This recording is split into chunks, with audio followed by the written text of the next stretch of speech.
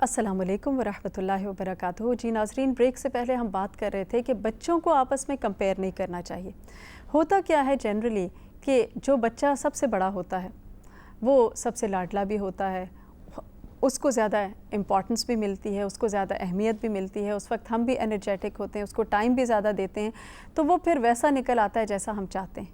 उसके बाद जब दूसरा बच्चा आता है तो उसकी शामत आ जाती है। फिर हम कहते हैं कि बड़े ने तो बोलना इस वक्त सीखा था, बड़े ने तो चलना इस वक्त सीखा था। हर चीज़ पे हम कंपेयर कर लेते हैं और उसकी वजह से बच्चा जो है वो कॉम्प्लेक्स में आ जाता है। तो एक बच्चे को दूसरे के साथ कंपेयर ना करें, क्योंकि हो सकता है वो दूसरा बच्चा कोई ऐसी एबिलिटी लेकर पैदा हो कि जो पहले वाले के पास नहीं है। इसलिए ये बहुत गलत चीज़ होती है जब माँ बाप बच्चों को कंपेयर करते हैं। इसका नुकसान क्या होता है कि बच्चों के अंदर आपस में दुश्मनी पैदा हो जाती है, एक राइवलरी आ जाती है, एक नफ़रत पैदा हो जाती है। तो इन सारी चीज़ों से बचने की ज़रूरत है। और वैसे भी आप देखिए कि अल्लाह के रसूल सल्लल्लाहु अलैहि वसल्लम ने क्या फ़रमाया था, अपनी औलाद के दरमियान अदल करो, औलाद के दरमियान अदल करो। 3 मरतबा आपने फ़रमाया।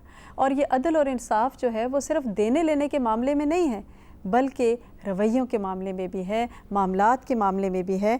तो इसीलिए अगर हम इस चीज़ को एक्सेप्ट कर लें कि हर बच्चा जो है वो एक अलग है, उसकी अलग पर्सनैलिटी है, तो हमारी सारी फ्रस्ट्रेशन फिर ख़त्म हो जाएगी।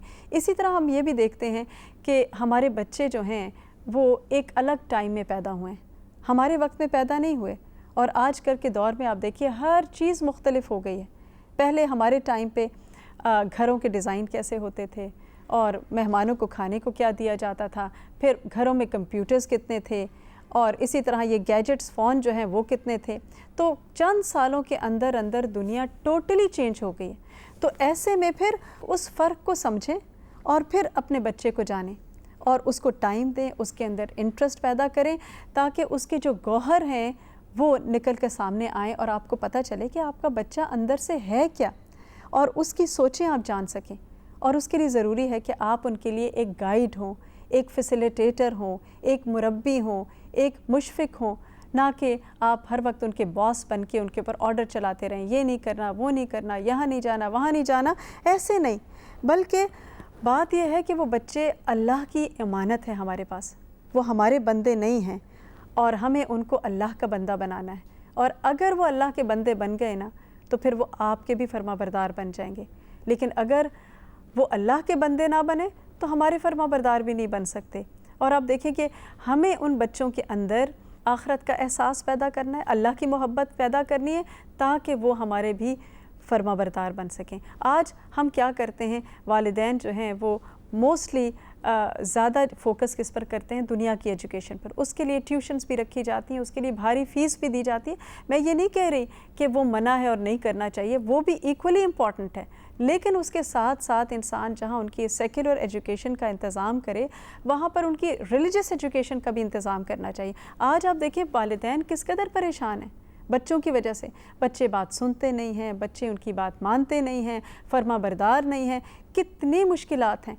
और उसकी वजह यही है कि हमने उनको अल्लाह की मोहब्बत नहीं दी, दीन की मोहब्बत नहीं दी, लिहाजा वो फिर ना अल्लाह के फरमाबरदार रहे और ना ही हमारे फरमाबरदार रहे। जबकि हमारा दीन हमें क्या सिखाता है कि जब बच्चा बोलने लगे तो उसको कलमा सिखाओ, तौहीद उसके अंदर रासिख करो। फिर जब 7 साल का हो तो फिर उसको नमाज के लिए कहो। 10 साल में अगर नमाज नहीं पढ़ता तो फिर उसको मारो और बिस्तर अलग कर दो, यानी उसके साथ फिर फार्म रवैया और थोड़ा सा सख्ती का रवैया, जैसे स्कूल्स में भी माँ बाप करते हैं। तो इसी तरह नमाज के मामले में भी, ताकि उसको पता हो कि ये कितनी इम्पॉर्टेंट है। इसी तरह आप देखिए कि बच्चों के अंदर फ़ादर्स की और अपने घर में जितने लोग रह रहे हैं उनकी मोहब्बत भी डालनी चाहिए, क्योंकि बाज़ औक़ात जो शौहर और बीवी का जो ताल्लुक़ है उसका डायरेक्ट इन्फ्लुएंस होता है बच्चों के ऊपर। और अगर माँ बाप जो हैं वो आपस में हर वक्त लड़ रहे हैं तो बच्चे जो हैं एक डिस्टर्ब माइंडसेट के साथ बड़े होते हैं। और जैसे ही माँ बाप की आवाज़ें ऊंची होती हैं लड़ाई झगड़े में, उनके दिल सहम के रह जाते हैं। इस वजह से बच्चों के सामने ऐसे रवैये नहीं रखने चाहिए। और इसी तरह ना ही दूसरों की बुराइयां करनी चाहिए, क्योंकि उसका भी एक नेगेटिव इम्पैक्ट होता है बच्चों के ऊपर। इसी तरह हम देखते हैं कि बच्चों के लिए अच्छी सोहबत का इंतज़ाम करना चाहिए। उनको आप अच्छी कंपनी प्रोवाइड करें और उनके दोस्तों को देखें। और उसमें भी 2 एक्सट्रीम रवैये होते हैं, یا تو بالکل ہی آزاد چھوڑ دیتے ہیں، جس سے چاہیں ملیں، جہاں چاہیں جائیں، اور یا پھر یہ ہے کہ بالکل ان کو ککون میں، ایک شیل میں بند کر دیتے ہیں، کہیں نہیں نکلنے دیتے۔ یہ دونوں ہی رویے درست نہیں ہیں۔ ایک بیلنس کے ساتھ، ایک اعتدال میں بچوں کے دوستوں کے گھر بھی ان کو جانے دیں اور ان کو بھی بلائیں، اور ان کو چیک رکھیں کہ وہ کیسے لوگوں کے ساتھ مل رہے ہیں، کیونکہ ایک حدیث کا مفہوم ہے نا کہ انسان اپنے دوست کے دین پر ہوتا ہے، اسے چاہیے کہ وہ دیکھے کہ وہ کس کے ساتھ دوستی کر رہا ہے۔ تو اس میں بھی بچوں کے دوستوں کو دیکھنے کی ضرورت ہوتی ہے۔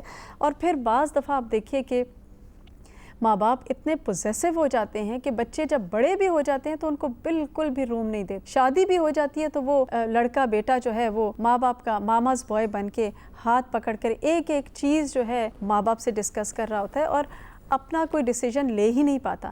تو یہ بھی درست رویہ نہیں ہے۔ تو ہمیں ہمارا دین کیا سکھاتا ہے کہ جب بچہ 7 سال تک کا ہو، پیدا ہونے سے 7 سال تک جو ہے اس کی ایج، اس میں بچوں کے ساتھ محبت، شفقت کا برتاؤ کیا جائے اور تھوڑا تھوڑا ان کو ڈسپلن کیا جائے، لیکن اس کے بعد 7 to 14 ایئرس کی جو ایج ہے اس میں بچوں کو ڈسپلن کیا جائے اور ان کو سکھایا جائے، اور اسی میں نماز بھی آ جاتی ہے اور باقی چیزیں۔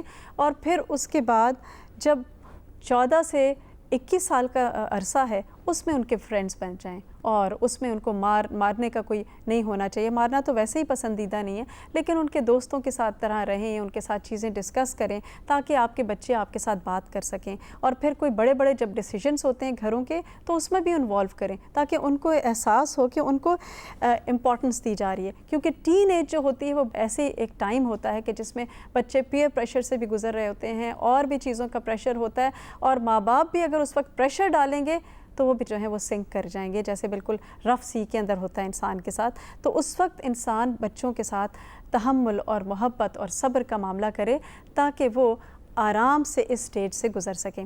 یہاں پر ہم ایک چھوٹی سی بریک لیتے ہیں اور بریک کے بعد مزید اس ٹاپک پہ بات کریں گے۔